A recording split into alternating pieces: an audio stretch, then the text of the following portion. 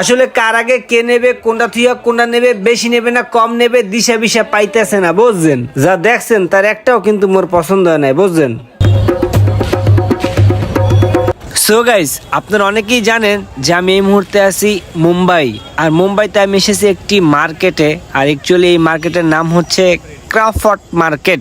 যে মার্কেটের ভিতরে আপনি আসলেই পাবেন শ্যাম্পু, সাবান, সোডা, তেল, আপনার ঘরের জন্য প্রয়োজনীয় যত প্রকার মশলা আছে আপনি এই মার্কেটের ভিতরে অবশ্যই পাবেন। এবং আর একটা কথা বলি, সেটা হচ্ছে যদি বাইরে থেকে আপনি একটা পণ্য কিনেন 100 টাকায়, তাহলে এখানে সেটা কিনবেন 50 টাকা।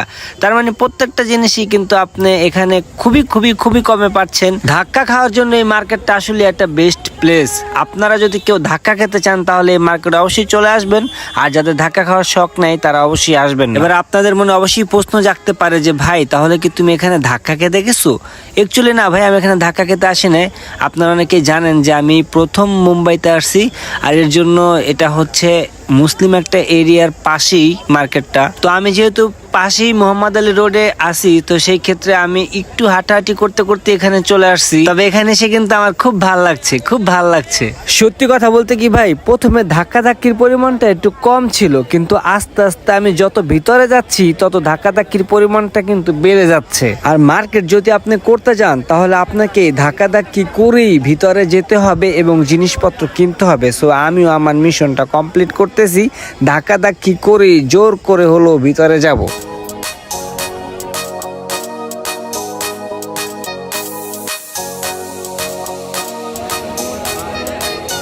তো অনেক ধাক্কাধাক্কির পরে আমি একটা দোকানের সামনে দাঁড়ালাম। দাঁড়াতেই দেখি যে একটা ব্যাগের দোকান। আর এখানে এত সুন্দর ব্যাগ, যে ব্যাগগুলো দেখে আমার মনে হচ্ছিল যে প্রত্যেকটা ব্যাগ আমি কিনে নিয়ে আপনারা যারা ভিউয়ার্স আছেন তাদের প্রত্যেকের ঘরে এক একটা করে ব্যাগ দিয়ে আসি। তারপরও যদি এই ব্যাগগুলো আপনাদের প্রয়োজন হয় তাহলে কমেন্ট করে জানান, ব্যাপারটা আমি দেখতেছি। আপনারা অনেকেই জানেন যে সামনে শীত আসতেছে। আর এই শীতে হাত পা গুলা টান হয়ে শুকিয়ে শুষ্ক ও রুক্ষ হয়ে যায়। আর সেগুলা থেকে বাঁচার জন্য আমি একটু কিছু কসমেটিক কিনে নিলাম। কসমেটিক গুলো আপনাদেরকে পরে দেখাবো। তো তারপরে আমি বিল দেওয়ার জন্য কাউন্টারে আসলাম। যাই না কত টাকা বিল হয়েছে, চোখের পলক ঘুরতেই দেখি কিছু আফা আমার দিকে হাক করে তাকায় আছে। কসমেটিকের পাওয়ার দেখছেন, কিনতে না কিনতেই কার্যকরী ক্ষমতা দেখানো শুরু করে দিছে। যাই হোক, কসমেটিক শেষ করে আমি আবার বের হইলাম সামনের দিকে। দেখেন দি কারবারটা কি শুরু করছে, উপতে পড়ে বলে বেচা কিনে করতে। আর মানুষে কেনার লেগে দিয়ে হিরিক লাগিয়ে গেছে। আরে আল্লাহ, আসলে কার আগে কে নেবে, কোনটা থুইয়া কোনটা নেবে, বেশি নেবে না কম নেবে, দিশা বিশা পাইতেছে না, বুঝছেন? যা দেখছেন তার একটাও কিন্তু মোর পছন্দ হয় নাই, বুঝছেন? যাই হোক, পছন্দ করার জন্য আমি এই দোকানটার সামনে একটু দাঁড়াইলাম এবং আমার ছোটবেলার কথা একটু মনে করলাম। হ্যাঁ, ছোটবেলার কথা একটু মনে করলাম, বুঝছেন? রং বেরঙের জুতা, বাহারি রঙের জুতা দেখলাম, বাইসালন একদম 100, একদম 200, একদম 450, কোনটা লাগবে শুধু কমেন্টে বলেন।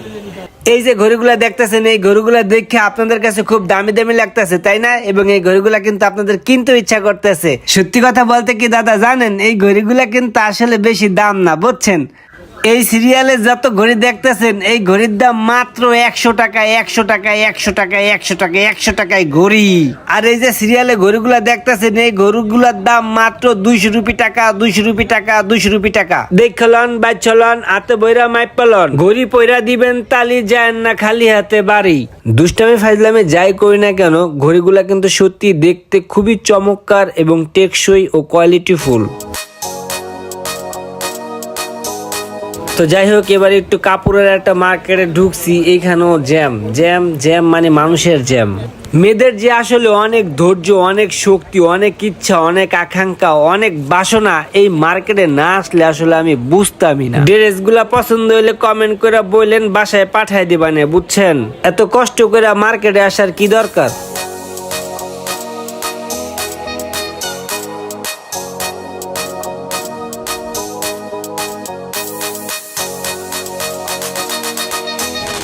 এই মেঙ্গুরটা দেখা শেষ। এখন আমি সামনের দিকে যাও, মানে বাইরে যাও এখানে। আর আমার একটু ভালো লাগতেছে না, বুঝছেন? প্রায় যন্ত্রণা ঠেকতেছে। এত ঝামেলা মাইয়ারা যে কেমনে পোহায় আল্লাহ জানে। ঢুকতে এতই ভিতরে ঢুকসালাম যে এখন বাইরেতেই মোর বেমালা কষ্ট হইতেছে। তারপরও বাইরেই তো হইবে, কারণ আমার আবার একটু তাড়াতাড়ি হোটেলে যাইতে হবে। হায় রে মাইয়া মানুষ, ঘরের মধ্যে তো খাডান খাড়াই, এখন ঘরের বাইরেও বেড়ারে খাড়াইতে আছে। যাই হোক, ঘুরতে ঘুরতে আমি আমার কিছু আসামের ভাই ব্রাদার পেয়ে গেলাম, যারা আমাদের ভিডিও প্রতিনিয়ত দেখে। আসাম এবং কলকাতার বহু মানুষ আমি এই মুম্বাইতে পেয়েছি, যারা আমাদের ভিডিও প্রতিনিয়ত দেখে। তো থ্যাংক ইউ সো মাচ এত কষ্ট করে আমার ভিডিও দেখার জন্য। তো আমি এই মুহূর্তে চলে যাচ্ছি হোটেলে।